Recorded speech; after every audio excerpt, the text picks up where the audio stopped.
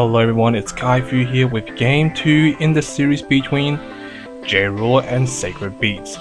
With J-Rule on the right side is playing Blazer, while on the left side we have Sacred Beats is playing Machina Lord. So this will be a Machina Lord versus Blazer matchup. So Machina Lord, as I mentioned in Game 1, is a very common strategy. You mostly will be using the green version of it, so allowing you to mana ramp, not only accelerate your play to get your tutoring and so on, and go for the OTK play when you have the correct pieces when you judgment after that. While on the right side we do have J-Rule playing Blazer. Now, as mentioned in Game 1, he is playing the basic stone version. Pretty much all his stone at the moment will be a double color stone, so allow him to get all his key cards he needs, like for example using red for like lightning strike and so on for removal, black for like any dual color like type of color like space time and so on, and blue for like for example such as bear magic, allowing him to get a lot of control field and so on. And a lot of them does have like remnants from back in the graveyard, so allowing him to reuse those cards once again, allowing him to put him in a strong position. So let's get back to the game itself. Currently life point wise 4,000 compared to 4,000.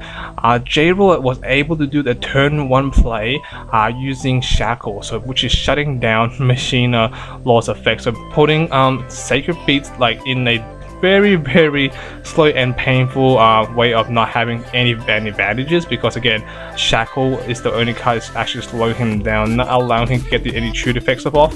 And knowing that it doesn't affect J-Ruler, because J-Rule's ability is a continuous effect, so it doesn't affect him at all. So again, it seems that Sacred Beasts have to find a new strategy, so you can't use the same routine, allowing him to get the key pieces he needs, because at the moment Shackle is completely slowing him down as mentioned before, but he needs to find another way to get his key cards, like for example playing Dark Machina to search for any cards you need, especially it must be Void, or you can slowly get field advantage, and over from there you just go for the big play, only if you have the correct pieces. Now we do know that J-Rule is actually doing a lot of power plays at the moment, dropping like the Guild Lapis search for Athena. I think he sideboarded out the Field Edition because he noticed it's not useful, so that's why I believe he only searched for the Athena and not the Field Edition as well. I wasn't paying too much attention. Now we do notice that there's bear magic in the graveyard because he's at his hand limit, so maybe we have to discard it later on. But however, bear magic does have the ability to play from the graveyard, so it doesn't make him lose much effort. In comes the Wizard Refuge, allowing him to draw 1 card and obviously protect his resident from target by spells or ability if necessary. But however, you cannot protect from Guild Lapis target attack when he discards 1 resident with his a 12 parcel, so put him in a strong lead. So let's see now. In comes the Phoenix. So now Phoenix does have flying. It is 900, that is a 4 cost. So, and obviously at the moment Sacred Beat is completely tapped out. He has no way stopping it. So what it does, that Phoenix when it comes to play, it does 300 AoE damage directly to the opponent's field. So if your opponent's overcommitted, he can actually wipe the field and not putting yourself in a good position. Attacking with Guild Lapis, putting down 3,400 on Sacred Beats, so obviously slowing doing some minor damage at the moment. But we do notice that on J-Rule's side he has a Black Moonbeam, which is kind of surprising because usually it's not necessary to have it. You might as well side it out, because Black Moonbeam doesn't really help you in this matchup. Reasons being because once you J-activate, for example, let's say Guild Lapis, not Guild Lapis, let's say Machina Lord J-activate, right? You Black Moonbeamed it, right? So meaning that he only wants to trigger the enter ability. So you got rid of the J-Rule, but you haven't solved the issue with the enter ability with all Machina Lord coming, or not Machina Lord, all Machines coming down to do a ton of damage. So I don't think Black Moonbeam is a good card in this type of matchup. So not sure why he didn't side it out. He must have forgot or something, because if you really want to kill the J-Ruler, you do have Blazer to get rid of it. So I don't see the issue why you have Black Moonbeam in the deck. But however, I think he wants it for safety cautious and so on, so just in case he doesn't necessarily need to TJ activate.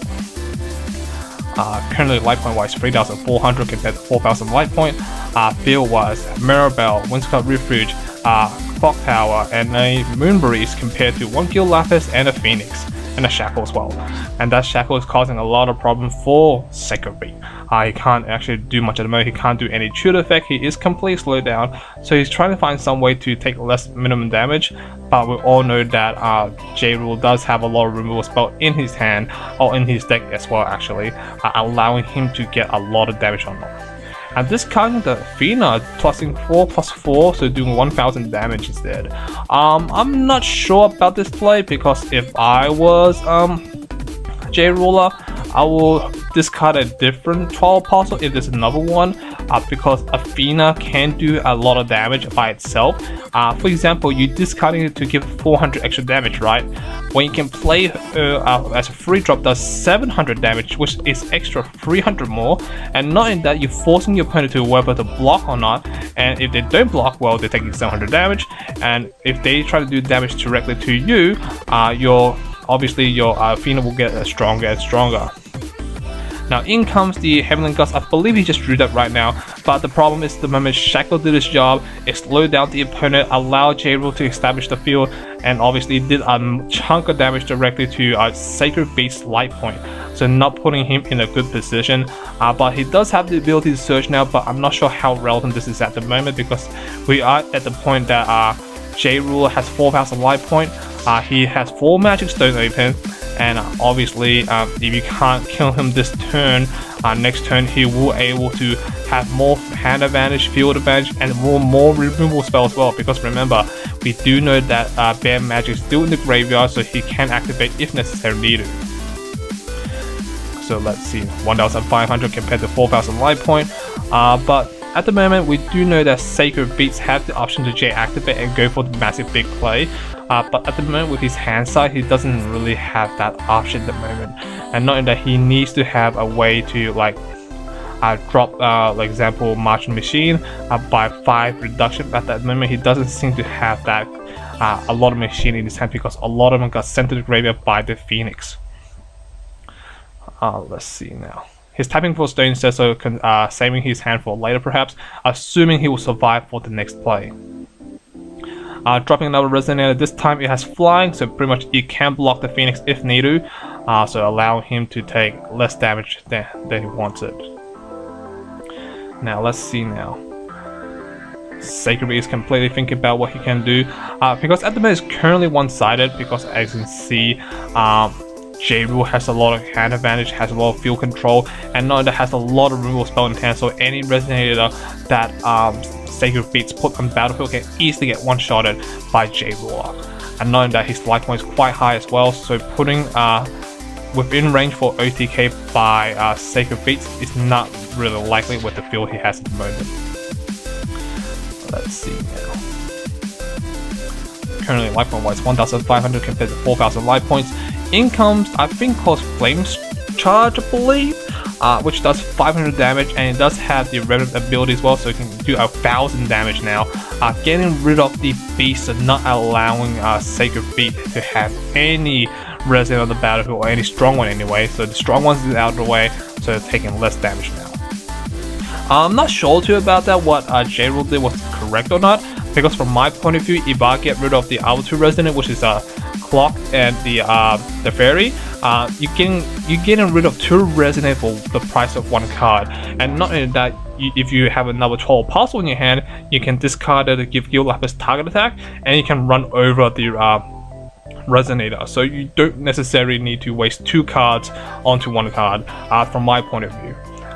In comes the attack, and obviously in comes the Incinerate Burn, I think that was called, which does 700 damage directly to the Resonator, and it doesn't get imperishable and so on. Obviously the attack didn't go through because Anisens did cancel the spell, so it can't take too much damage. Now attacking directly for 900, and he does take it, which does put him down to 600 life points. Maybe he just doesn't want to get his field destroyed. Like I said before, what J Rule should have done is that use the Flame Strike to get rid, not Flame Strike, Flame Charge, or whatever it's called. Get rid of the get rid of the Clock Tower, and also the Fair Resonant as well, so not allowing him to have more Resonant on the field. And not that, again, if you have target attack, just give target attack to or even shift it over to give a target attack as well. So you have many options. So not sure if that was the correct play by J-Raw.